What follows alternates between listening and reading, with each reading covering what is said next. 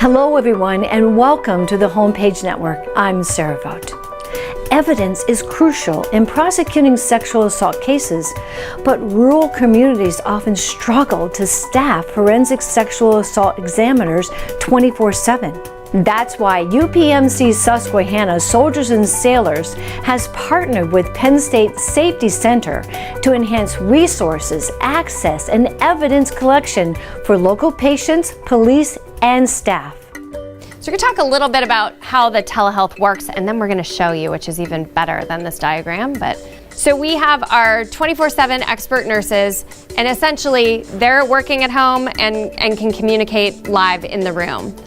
The things that we believe this, and we hope, and what we will be evaluating, is that it's going to provide better images and documentation for diagnosis and for use in court. A proven, secure infrastructure for handling sensitive digital material. And Tom, being in information security at Penn State, we've really spent a year and a half ensuring that this is absolutely secure. Lots of hoops to jump through at Penn State, and then again here, you all have done your due diligence to make sure that we're doing what we should.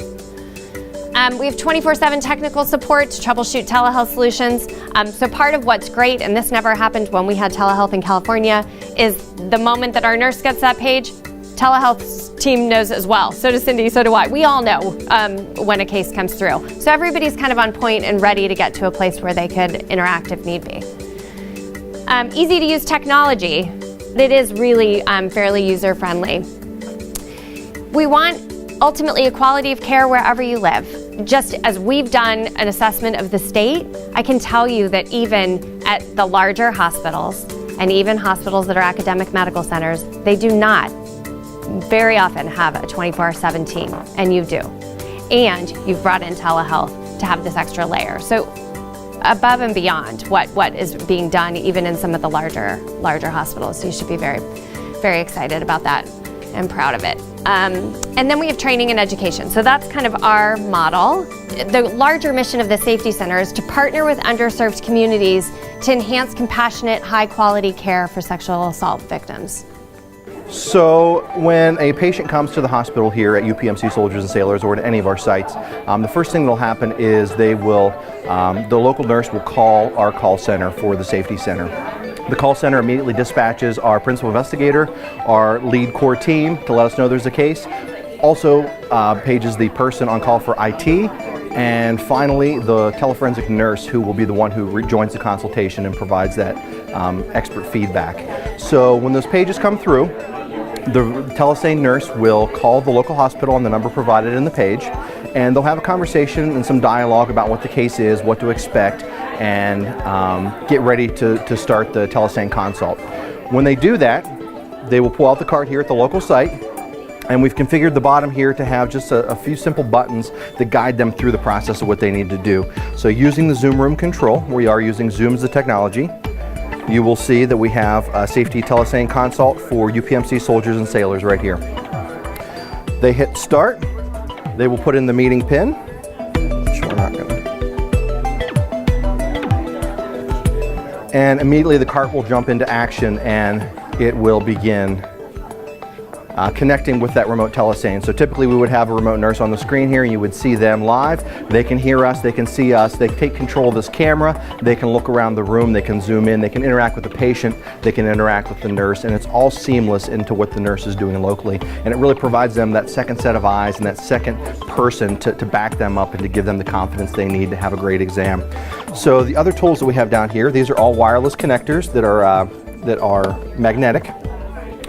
This can pop out. This also serves as the medium for our consent video.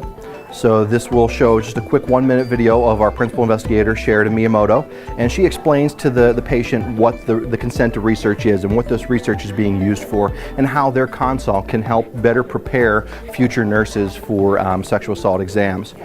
The other portion of this is the patient survey. So at the end of the consult, when all the images have been taken, all the data has been collected, the patient will fill out this survey and really rate how this care worked for them, how they feel about it, how they interacted with the remote nurse, the local nurse, and how it all came together.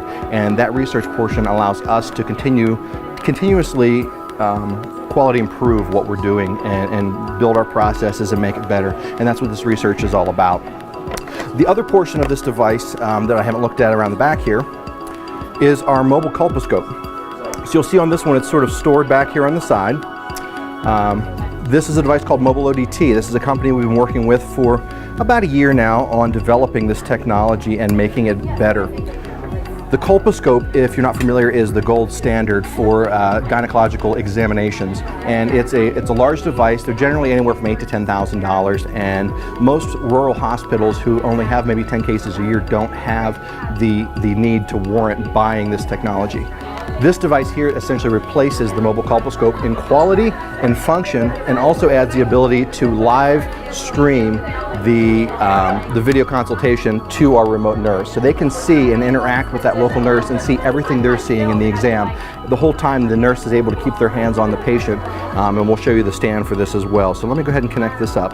We have a set of buttons along the bottom that I'll show you here in a moment, and they begin the consultation with the Begin Consult button, and they join the meeting, and they begin sharing. You'll see up here on the screen, you can see the screen that I have here, and they are mirror images, and as I begin to use the device, you'll see everything that I'm doing on that screen. So once in, you'll see we have some images in here that we took earlier of a strawberry, so that nurse can go back and review any of the images that were previously taken. They can share these with the TeleSANE nurse. They can provide that consultative feedback of, are these good images, are they poor images, do we need to take some more, what do we need to do? But also then the live view, you can see, if I take the lens cap off here, that we get live, high quality images of the exam. And the other piece we have here is a remote shutter release. This allows the patient to really get involved with their exam, especially whenever you're dealing with children, teenagers, and folks that want to kind of be involved and have a say in what they're doing. This remote shutter release allows the nurse to say, "Picture please," and they can push this button and it takes a photo right in real time as they're going. And picture please, and it'll go through and it'll take that. And then they can go back to the images here and review them with the remote nurse as well.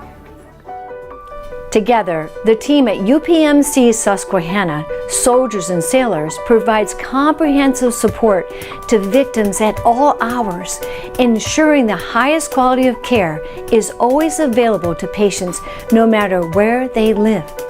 For more information, please visit upmcsusquehanna.org. Thanks for joining us today on the Homepage Network.